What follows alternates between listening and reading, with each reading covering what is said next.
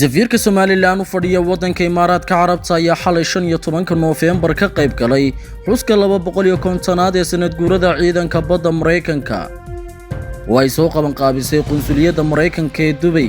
safiirka ka wakiila dawladda Somaliland waxa uu gudbiyay hambalyo diiran oo ku socota ciidanka badda Mareykanka munaasabadan taariikhiga ee 250 sano guurada geesinimada iyo nafurnimada leh ee ay sameeyeen ciidamada badda Mareykanku.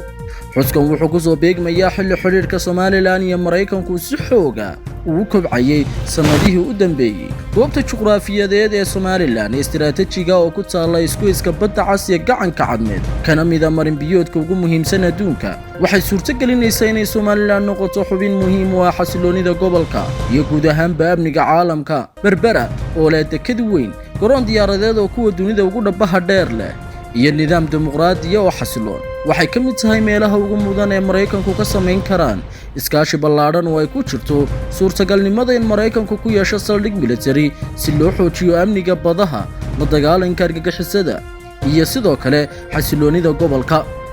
Somaliland waxay u taagan tahay inay dhisto iskaashi ku qotamo wax wada qabsi iyo isqadarin taa beddelkeedana Somaliland uma socoto diyaarna uma aha inay dunida dulsaar ku noqoto.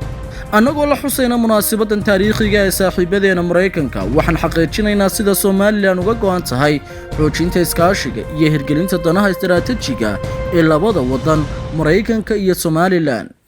farxadda iyo